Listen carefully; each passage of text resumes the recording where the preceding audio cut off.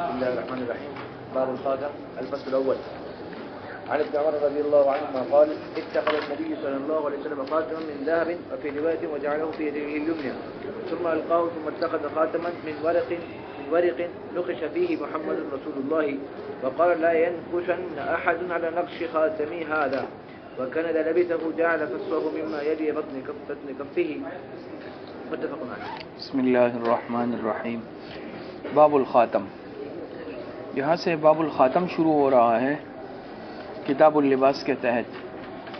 یہ کتاب اللباس ہی چل رہا ہے اور کتاب اللباس کے تحت مختلف ابواب قائم ہوئے ہیں. انگوٹھی یہ بھی انسان کے لباس ہی کا اور زیب و زینت ہی کا ایک حصہ ہے، لہٰذا باب الخاتم کے نام سے بھی مستقل ایک عنوان قائم کیا گیا. خاتم کہتے ہیں انگوٹھی کو. اور یہ جو روایت پڑھی گئی حضرت عبداللہ ابن عمر رضی اللہ تعالی عنہما سے مروی ہے.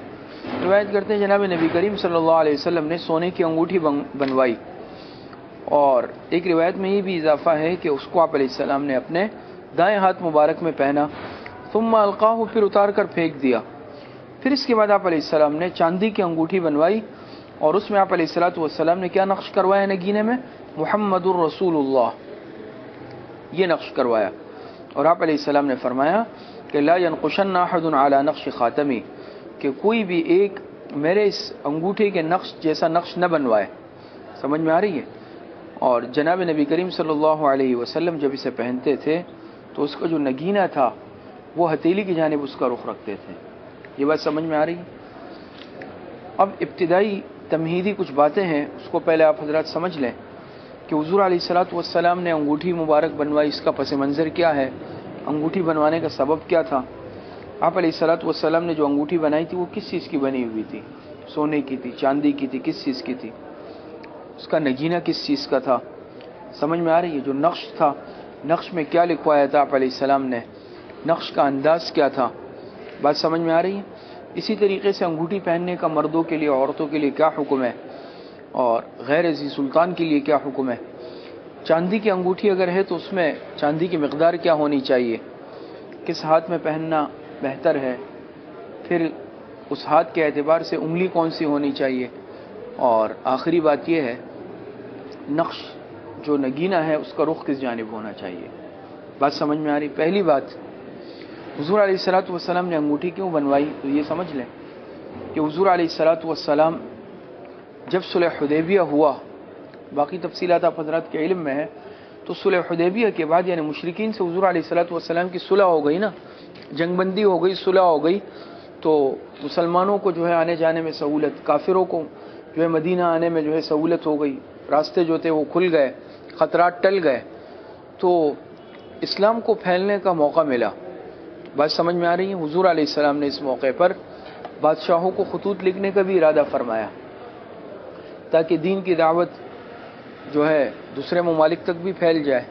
تو اس موقع پر آپ علیہ السلام کو بتایا گیا کہ بعض جگہوں پر، بعض ممالک میں جو بادشاہ ہیں ان کا یہ دستور ہے کہ وہ صرف اس خط کو قبول کرتے ہیں جس پر مہر لگی ہوئی ہو، بغیر مہر لگے ہوئے خط کو وہ معتبر ہی نہیں مانتے.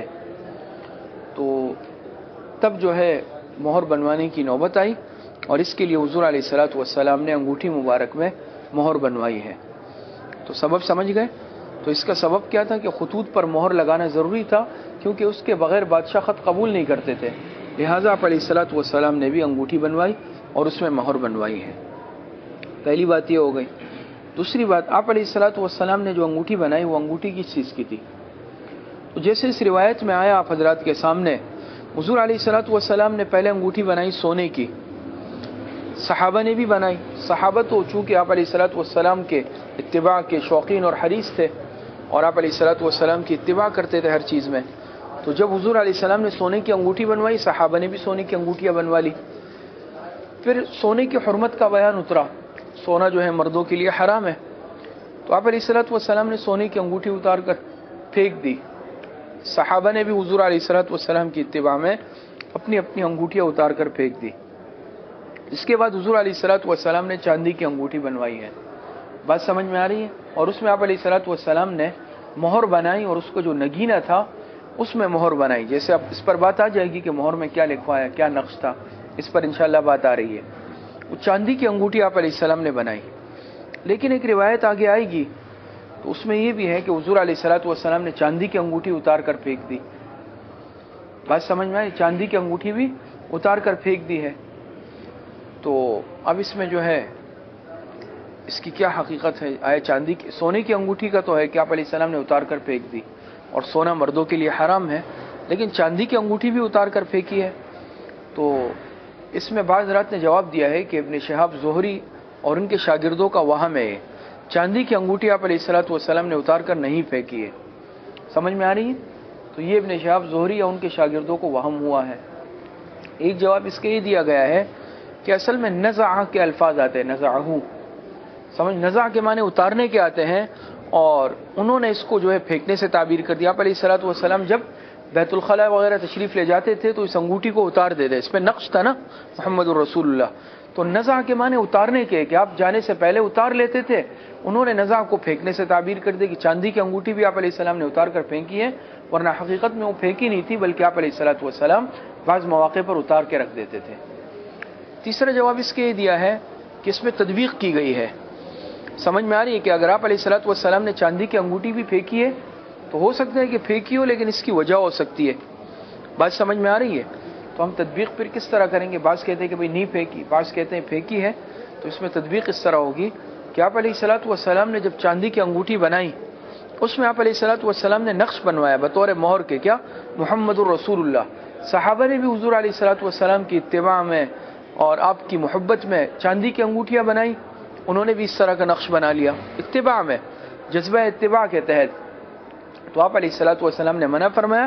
حدیث میں آیا کہ آپ علیہ السلام نے فرمایا کہ میرے نقش جیسا نقش مت بنواؤ، میرے نقش جیسا نقش مت بنواؤ، یہ منع تھا. تو لہٰذا آپ علیہ الصلوۃ والسلام نے وہ چاندی کی انگوٹھی اتار دی، پھینک دی. صحابہ نے بھی وہ انگوٹھیاں اتار دی. پھر آپ علیہ السلام نے منع کیا کہ بھئی میرے نقش جیسا نقش مت بنواؤ. تو انگوٹھی بنانا جائز ہے، صحیح ہے، لیکن نقش بنانا ممنوع تھا. اور اس کی وجہ بھی آپ حضرات سمجھتے ہیں کہ بھئی نقش اس لیے کہ اس کی حیثیت ایک مہر کی تھی. مہر ایک پرائیویٹ چیز ہوتی ہے، ذاتی چیز ہوتی ہے. اب اگر ظاہری بات ہے اگر صحابہ بھی اس طرح کا نقش اور مہر بنا لے تو پھر تو اس میں التباس ہو جائے گا کہ بھئی اصلی مہر کون سی ہے اور کون سی اصلی نہیں ہے. سب کے پاس ایک ہی جیسی مہر ہو جائے تو پھر تو پتہ نہیں چلے گا نا. آپ علیہ الصلوۃ والسلام تو خطوط پر اہم دستاویزات پر لگاتے تھے، یہ اس کا ثبوت تھا کہ یہ خط آپ علیہ السلام کا ہے. لیکن اگر ہر ایک نے اس طرح کی مہر بنائی ہے تو پتہ کیسے چلے گا کہ یہ آپ علیہ الصلوۃ والسلام والی مہر ہے یا کسی اور کی ہے. اور اب بھی آپ دیکھتے ہیں نا جو خاص اداروں کی مہریں ہوتی ہیں، چاہے سرکاری اور پرائیویٹ ادارے ہیں، مدارس ہے، تعلیمی ادارے، سرکاری ادارے، ان کی اپنی اپنی ایک مہر ہوتی ہے. اس جیسی مہر بغیر اجازت کے بنانا غیر قانونی ہے. معلوم ہے نا، کوئی بھی ادارہ ہو اور یہ غیر قانونی ہے. جس طرح نکاح رجسٹرار وغیرہ کی مہر ہوتی ہے عام آدمی نہیں بنا سکتا، اس کے لیے لائسنس ضروری ہوتا ہے. سمجھ میں آ رہی؟ اب ادارہ بھی بنائے گا تو وہ اپنے لیٹر پیڈ پر اپنے اصلی کاغذات کے ساتھ دکھا کے بنائے گا، ورنہ یہ جعلسازی کے زمرے میں آتا ہے اور بنانے والا بنوانے والا دونوں مجرم ہے. اس میں ظاہری بات اس میں تو التباس ہوگا اگر سب اس طرح کی مہریں بنا کر بیٹھ جائے. تو بہرحال آپ علیہ الصلوۃ والسلام کی چاندی کی انگوٹھی اتارنے کا، پھینکنے کا مقصد کیا تھا کہ بھئی اس طرح کی مہر عام نہیں ہو جائے. تو یہ معلوم ہو گیا کہ بھئی سونے کی انگوٹھی تو جائز نہیں ہے، البتہ چاندی کی انگوٹھی کیا ہے؟ جائز ہے. سمجھ میں آ رہی ہے؟ مرد کے لیے پہننا، البتہ نقش اس طرح کا یہ منع تھا. تیسری بات، حضور علیہ الصلوۃ والسلام کی انگوٹھی جو تھی یہ چاندی کی تھی، یہ بات تو آپ حضرات کے سامنے آ گئی. لیکن اس چاندی کا جو نقش تھا وہ کس چیز کا تھا؟ بات سمجھ میں آ رہی ہے؟ چاندی کا جو نقش تھا یا نگینہ نقش نہیں، نگینہ، وہ نگینہ کس چیز کا بنا ہوا تھا؟ بعض روایتوں میں آتا ہے کہ حضور علیہ الصلوۃ والسلام کی انگوٹھی کا جو نگینہ تھا وہ بھی اسی کا تھا، یعنی چاندی ہی کا تھا. سمجھ میں آ رہی؟ نگینہ کس چیز کا تھا؟ اسی کا تھا. فص منہ کے الفاظ آتے ہیں کہ جو نگینہ تھا وہ بھی اسی کا، جیسے انگوٹھی چاندی کی بنی ہوئی تھی تو جو نگینہ تھا، فص تھا، وہ بھی چاندی کا بنا ہوا تھا. بعض روایتوں میں البتہ ہے کہ نگینہ جو تھا وہ حبشہ کا تھا. کس کا تھا؟ حبشہ کا تھا. فصہ حبشیۃ یا حبشۃ، کہ اس کا جو نگینہ تھا وہ حبشہ کا بنا ہوا تھا. حبشہ کا یعنی سیاہ رنگ کا تھا. سمجھ میں آ رہی ہے؟ جیسے عقیق وغیرہ اس طرح کے پتھر ہوتے ہیں نا، بعض پتھروں کے نگینے ہوتے ہیں، آپ نے دیکھے ہوں گے انگوٹھی کے مختلف پتھر بھی، یہ فیروزہ ہے، یہ عقیق ہے اور یہ فلاں ہے، مختلف قسم کے زمرد ہیں، مختلف ہے. تو وہ حبشہ کا تھا، یعنی سیاہ رنگ کا تھا، کسی پتھر کا بنا ہوا تھا. بعض روایتوں میں یہ آتا ہے اب یہ بحث اس پر موقوف ہے کہ آپ علیہ الصلوۃ والسلام کی انگوٹھی کی تعداد کیا تھی، ایک تھی یا ایک سے زائد انگوٹھیاں تھی، تعداد کتنی تھی؟ تو جو حضرات کہتے ہیں کہ آپ علیہ السلام کی انگوٹھی ایک نہیں تھی، ایک سے زائد تھی، پھر تو اس میں کوئی تعارض نہیں آئے گا کہ ہو سکتی ہے بھئی ایک انگوٹھی ایسی ہو جو بالکل اس کا جو نگینہ ہے وہ بھی چاندی کا تھا، اور ایک انگوٹھی ایسی ہوگی کہ وہ چاندی کی ہوگی لیکن اس کا جو نگینہ ہوگا وہ پتھر کا بنا ہوا ہوگا۔ بات سمجھ میں آ رہی ہے؟ یہ اس صورت میں ہے کہ اگر جو اس کے قائل ہے کہ آپ کی انگوٹھی کی تعداد ایک سے زائد تھی تو پھر ہو سکتا ہے اس میں تعارض نہیں آئے گا نا کہ چاندی کے نگینے والی انگوٹھی بھی تھی اور پتھر کے نگینے والی انگوٹھی بھی تھی۔ بات سمجھ میں آ رہی ہے؟ لیکن بعض رات کہتے ہیں کہ نہیں آپ کی ایک ہی انگوٹھی تھی، ایک سے زائد نہیں تھی، اب تعارض آئے گا، اب تعارض آئے گا۔ بات سمجھ میں آ رہی ہے کہ بھئی بعض روایتوں میں آتا ہے کہ اس کا جو نگینہ تھا وہ چاندی کا تھا، بعض میں آتا ہے کہ جو نگینہ تھا وہ کس کا تھا، وہ حبشہ کا تھا، کسی پتھر کا بنا ہوا تھا۔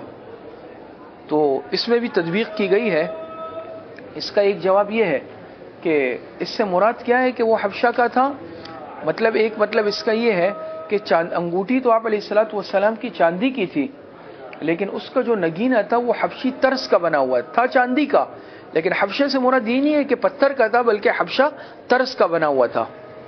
بات سمجھ میں آ رہی ہے؟ جو نگینہ تھا حبشہ سے مراد کیا ہے کہ حبشہ کے پتھر کا نہیں بلکہ وہ حبشہ طرز کا بنا ہوا نگینہ تھا چاندی کا۔ یہ بات سمجھ میں آ رہی ہے؟ تطبیق سمجھ میں آئی؟ دوسرا تطبیق کی ایک دوسری صورت یہ بھی ذکر کی گئی ہے کہ وہ بھی جو ہے چاندی ہی کا تھا، بات سمجھ میں آ رہی ہے، لیکن مہر لگانے کی وجہ سے اس کا رنگ سیاہ ہو گیا تھا۔ مہر لگاتے ہیں تو اس میں سیاہی لگتی ہے نا، آپ نے دیکھا ہوگا عام اسٹیمپوں پہ بھی سیاہی جب لگتی ہے وہ سیاہ رنگ کی ہو جاتی ہے، اور یہ چاندی کی بنی ہوئی مہر تھی اور نقش بھی چاندی کا تھا، لیکن مہر لگانے کی وجہ سے اس کا رنگ سیاہ ہو گیا تھا۔ اس کو سمجھ لیا گیا کہ شاید یہ حبشہ پتھر کا بنا ہوا ہے سیاہ رنگ کی وجہ سے، ورنہ وہ کس چیز کا بنا ہوا تھا، وہ چاندی کا بنا ہوا تھا۔ یہ بات بھی سمجھ میں آ رہی ہے؟ تو معلوم ہوا کہ اگر جو حضرات کہتے ہیں کہ ایک ہی انگوٹھی تھی تو انگوٹھی بھی چاندی کی تھی اور اس کا جو نگینہ تھا وہ بھی چاندی کا تھا۔ پھر اس کے جوابات کہ بھئی بعض کہتے ہیں کہ حبشہ کا بنا ہوا تھا، تو حبشہ کیا، حبشہ کا پتھر نہیں تھا، حبشہ طرز کا بنا ہوا تھا، اور یا پھر اس کا رنگ اصل میں حبشہ پتھر کی طرح کیا تھا، سیاہ تھا، اور یا پھر کیا تھا کہ مہر لگنے کی وجہ سے رنگ سیاہ ہو چکا تھا، تو یہ سمجھ لیا گیا، یہ گمان ہوا کہ شاید یہ کسی حبشہ پتھر کے سیاہ رنگ کی ہے، ورنہ سیاہ رنگ کیا تھا، وہ سیاہی کی وجہ سے تھا۔ یہ بات سمجھ میں آ رہی ہے؟ چوتھی بات، انگوٹھی کا نقش کیا تھا، انگوٹھی میں کیا نقش تھا، مہر میں کیا لکھا ہوا تھا؟ اس میں ہی مختلف اقوال، بعض کہتے ہیں کہ اس میں لا الہ الا اللہ محمد الرسول اللہ تھا، ایک قول یہ ہے کہ اس میں بسم اللہ محمد الرسول اللہ تھا، اور تیسرا راجح قول یہ ہے کہ اس میں صرف محمد الرسول اللہ لکھا ہوا تھا۔ کیا لکھا ہوا تھا؟ صرف محمد الرسول اللہ لکھا ہوا تھا۔ اور اگر دیکھا بھی جائے قرائن کو تو انگوٹھی میں بہت زیادہ لمبی عبارت کی جگہ بھی نہیں ہوتی ہے کہ پورا کلمہ لا الہ الا اللہ محمد الرسول اللہ اتنا آسانی سے نہیں لکھا جا سکتا۔ اسی طرح بسم اللہ محمد الرسول اللہ بھی، البتہ صرف محمد الرسول اللہ لکھنا آسان ہے کیونکہ انگوٹھی کا سائز ویسے ہی چھوٹا ہوتا ہے، پھر اس کا حلقہ وہ اور زیادہ چھوٹا، اور اگر بہت چھوٹے چھوٹے ہم کہیں کہ بھئی نقش تھے یا حروف تھے، اس صورت کے اندر پھر وہ مہر سمجھ میں نہیں آتی، اس کا مقصد ضائع ہو جاتا ہے۔ تو زیادہ راجح یہ ہے کہ کیا لکھا ہوا تھا، محمد الرسول۔ اور آج بھی آپ دیکھتے ہیں جو رائج ہیں عام طور پر، اور جس کا دستور ہے، جس کے فریم وغیرہ ملتے ہیں اور تغرے وغیرہ ملتے ہیں، تو اس پہ محمد الرسول اللہ لکھا ہوا ہوتا ہے، گھروں میں لگے ہوئے ہوتے ہیں نا برکت کے لیے، آپ حضرات نے دیکھے ہوں گے۔ تو راجح کیا ہے کہ کیا لکھا ہوا تھا، محمد الرسول اللہ لکھا ہوا تھا۔ پھر ایک بحث اس میں ہے کہ وہ کس طرح لکھا ہوا تھا، انداز کیا تھا لکھنے کا، آیا ایسے لمبائی میں لکھا ہوا تھا یا چوڑائی میں لکھا ہوا تھا؟ جیسے دو خط ہوتے ہیں، آپ حضرات سمجھتے ہیں کہ بھئی ایک ہم کہتے ہیں یہ ورٹیکل لکھا ہوا ہے، ایک کہتے ہیں ہم ہاریزونٹل لکھا ہوا ہے، ایک ایسا ہوتا ہے اوپر سے نیچے، ایک ہوتا ہے دائیں سے بائیں، سمجھ میں آ رہی ہے؟ بعض حضرات کہتے ہیں کہ بھئی ایسے چوڑائی میں تھا، دائیں سے بائیں تھا، لیکن اس میں بھی راجح قول یہ ہے کہ یہ ایسے لمبائی میں اوپر سے نیچے کی طرف تھا۔ کیا تھا؟ اوپر سے نیچے کی طرف تھا، راجح یہ ہے۔ اور اب بھی جو مہریں ملتی ہیں تبرکات کے طور پر، اس میں بھی کیسے اوپر سے نیچے کی طرف لکھا ہوا ہوتا ہے۔ یہ بات سمجھ میں آ رہی ہے؟ اسی طرح اس میں ایک بات یہ بھی ہے کہ لکھا ہوا کیا تھا، محمد الرسول اللہ تو لکھا ہوا تھا، یہ بات تو ہے، لیکن کس ترتیب پہ، لفظ محمد پہلے تھا، رسول تھا، پھر اللہ تھا، یا لفظ اللہ تھا پھر محمد تھا پھر رسول تھا، یا کیا پہلے کون سا لفظ تھا پھر اس کے بعد؟ تو اس میں یہی ہے راجح کہ سب سے پہلے لفظ اللہ تھا، پھر لفظ کیا تھا، رسول تھا، آخر میں محمد تھا۔ ترتیب کے مطابق دیکھا جائے تو ایسا ہونا چاہیے نا، محمد الرسول اللہ، لیکن آپ علیہ الصلوۃ والسلام نے آداب کو ملحوظ خاطر رکھا، اللہ پاک کے نام کو کی عظمت کی وجہ سے سب سے پہلے اللہ پاک کا نام اوپر لکھوایا، پھر اس کے بعد جو ہے رسول، پھر اس کے بعد محمد. تو نیچے سے ایسے پڑھا جائے گا محمد الرسول اللہ. سمجھ میں آئے؟ تو اللہ پاک کا نام کیا کیا؟ سب سے اوپر. اسی طرح لکھا ہوا ہوتا ہے، آپ نے دیکھا ہوگا نا، ایسے نہیں ہوتا محمد رسول لفظ اللہ، بلکہ نیچے سب سے اوپر لفظ اللہ، پھر رسول، پھر محمد. تو یہ کس کی وجہ سے؟ اللہ پاک کی عظمت اور احترام کی وجہ سے. تو اس طرح لکھا ہوا تھا محمد الرسول اللہ نیچے سے اوپر کی طرف. یہ بات سمجھ میں آ رہی ہے؟ تو نقش کا انداز بھی سمجھ میں آ گیا، یہ اس میں لکھا ہوا تھا. اب انگوٹھی کا حکم کیا ہے مردوں کے لیے، عورتوں کے لیے؟ سونے کی، چاندی کی انگوٹھی. تو خواتین کے لیے تو دیکھیں آپ ذرا سمجھ جائیں کہ سونے کی انگوٹھی جائز ہے. خواتین کے لیے سونے کی انگوٹھی ہیں، چاندی کی انگوٹھی ہیں، یہ کیا ہے؟ جائز ہے. البتہ سونے کی انگوٹھی مردوں کے لیے حرام ہے. مردوں کے لیے سونے کی انگوٹھی حرام ہے، اور چاندی کے علاوہ بلکہ کسی بھی دھات کی انگوٹھی کیا ہے، جیسے لوہا وغیرہ، پیتل، یہ صحیح نہیں ہے. مردوں کے لیے جو مشروع ہے وہ چاندی کی انگوٹھی ہے، صرف کس کی؟ چاندی کی. اور آپ علیہ الصلوۃ والسلام سے چاندی کی انگوٹھی پہننا ثابت ہے. بات سمجھ میں آ رہی ہے؟ سونا تو مردوں کے لیے، اس امت کے لیے آپ علیہ السلام نے فرمایا نا میری امت کے مردوں پر ریشم اور سونا حرام ہے، لہذا سونے کی انگوٹھی پہننا جائز نہیں ہے. یہ بات سمجھ میں آ رہی ہے؟ صرف چاندی کی انگوٹھی جو ہے کیا ہے، مرد پہن سکتا ہے. یہ بات سمجھ میں آ رہی ہے؟ ایک بات اس میں بھی یہ ہے کہ ٹھیک ہے چاندی کی انگوٹھی تو جائز ہے، لیکن بعض روایتوں میں آپ علیہ الصلوۃ والسلام نے منع فرمایا. اسے روایت آئے گی کہ انگوٹھی جو ہے جائز نہیں ہے غیر ذی سلطان کے لیے، یعنی انگوٹھی پہنے گا مگر سلطان، غیر ذی سلطان نہیں. تو اب آیا جو غیر ذی سلطان کا مطلب یہ جو کسی عہدے پر نہیں ہے، منصب پر نہیں ہے. اور ذی سلطان مطلب یہ کہ منصب، عہدے والے، چونکہ وہ مہر کے طور پر استعمال کرے گا، صرف اس کے لیے صحیح ہے، کیا غیر ذی سلطان کے لیے صحیح نہیں ہے؟ تو اس میں بھی راجح یہ ہے کہ جیسے سلطان کے لیے صحیح ہے، غیر ذی سلطان کے لیے بھی صحیح ہے، کیونکہ آپ علیہ السلام کے زمانے میں تمام صحابہ تو ذی سلطان نہیں تھے، تمام صحابہ تو مناصب یا عہدوں پر نہیں تھے، لیکن بہت سارے صحابہ انگوٹھیاں پہنتے تھے. تو اس سے ثابت ہوا کہ جس طرح ذی سلطان کے لیے جائز ہے، غیر ذی سلطان کے لیے بھی کیا ہے؟ جائز ہے، اس میں کوئی حرج نہیں ہے. یہ بات سمجھ میں آ رہی ہے نہیں آ رہی ہے؟ اچھا، اب اس میں یہ ہے، یہ بات تو ساری حل ہو گئی کہ چاندی کی انگوٹھی پہننا مرد کے لیے چاہے ذی سلطان ہے چاہے غیر ذی سلطان ہے اس کے لیے جائز ہے، صرف چاندی کی انگوٹھی. لیکن اس میں چاندی کی مقدار کیا ہونی چاہیے؟ تو بعض روایتوں سے ثابت ہے آپ علیہ السلام نے فرمایا کہ وہ مسقال تک نہ پہنچے. چاندی کی تو جائز ہے لیکن وہ مسقال سے کم ہو. پھر مسقال سے مطلب یہ گویا کہ آپ سمجھ لیں 4 ماشے. اس کی ایک حد شریعت نے مقرر کی ہے مرد کے لیے کہ مرد جو چاندی کی انگوٹھی بنائے گا تو اس میں چاندی کی مقدار کیا ہوگی؟ 4 ماشے ہوگی. آج کل یہی نا 4 زیادہ سے زیادہ 4 ساڑھے 4، اس سے زیادہ نہیں ہونی چاہیے. تو یہ مرد کے لیے انگوٹھی کیا ہے؟ چاندی کی انگوٹھی پہننا جائز ہے، لیکن وہ بھی کیا ہے؟ 1 مسقال سے، یعنی 4 ماشے سے زیادہ کی نہ ہون. بات سمجھ میں آ رہی ہے؟ اب ایک بات اس میں یہ ہے کہ انگوٹھی، یہ بات واضح ہو گئی بالکل، بنا سکتا ہے، اور چاندی کی صرف بنا سکتا ہے 4 ماشے تک کی، لگ بھگ 1 مسقال تک کی بنا سکتا ہے. کس ہاتھ میں پہننا جو ہے وہ ہے ثابت ہے؟ دائیں ہاتھ میں ثابت ہے یا بائیں ہاتھ میں مسنون ہے؟ تو دونوں طرح کی روایتیں آتی ہیں. بعض روایت سے ثابت ہے کہ آپ علیہ الصلوۃ والسلام نے دائیں ہاتھ مبارک میں انگوٹھی پہنی. بعض روایتوں سے ثابت ہے آپ علیہ السلام نے بائیں ہاتھ مبارک میں انگوٹھی پہنی. تو دونوں طرح کی روایتیں آتی ہیں، دائیں ہاتھ کی روایت بھی ہے، بائیں ہاتھ کی روایت بھی ہے. لیکن اب اس میں آیا افضل پھر کس میں؟ یہ بات تو طے ہو گئی کہ دونوں ہاتھوں میں سے کسی بھی ہاتھ میں پہننا جائز ہے. بات سمجھ میں آ رہی ہے؟ دونوں ہاتھوں میں سے کسی بھی ہاتھ کی انگلی میں، کسی بھی ہاتھ میں انگوٹھی پہننا جائز ہو گئی. لیکن پھر افضل کیا ہے؟ شوافع کے ترجیح دیتے ہیں دائیں ہاتھ کو. شوافع کے نزدیک دائیں ہاتھ میں زیادہ افضل ہے. احناف سے دونوں طرح کی روایتیں منقول ہیں. ایک روایت کے مطابق دائیں ہاتھ میں افضل ہے، ایک روایت کے مطابق بائیں ہاتھ میں افضل ہے. سمجھ میں آ رہی ہے؟ تو معلوم ہوا کہ دائیں ہاتھ میں بھی پہن سکتے ہیں، بائیں ہاتھ میں بھی. باعث میں کہتے ہیں کہ سونے کی جو انگوٹھی پہلے آپ نے بنائی تھی وہ دائیں ہاتھ میں پہنی تھی، پھر اتار کر پھینک دی، پھر جب چاندی کی بنائی تو آپ علیہ السلام نے بائیں ہاتھ میں پہنی. اسی طرح بعض حضرات فرماتے ہیں کہ آپ علیہ السلام نے ابتدا میں دائیں ہاتھ میں پہننے کا معمول تھا، بعد میں ترک کر کے بائیں ہاتھ کو معمول بنا لیا. بہرحال یہ بات خلاصے کے طور پر نکلی کہ دائیں ہاتھ میں بھی پہن سکتے ہیں، بائیں ہاتھ میں بھی پہن سکتے ہیں. یہ بات سمجھ میں آ رہی ہے؟ پھر اس میں ایک بات یہ ہے کہ چاہے دائیں ہاتھ یا بائیں ہاتھ، یہ بات تو واضح ہو گئی پہن سکتے ہیں، لیکن کون سی انگلی میں پہننا مسنون ہے؟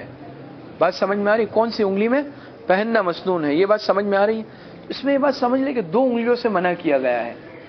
ایک درمیان والی ایک شہادت، اس دو انگلیوں میں انگوٹھی پہننے سے منع کیا گیا ہے، ایک درمیان والی میں اور ایک شہادت والی انگلی میں پہننے سے منع کیا گیا ہے۔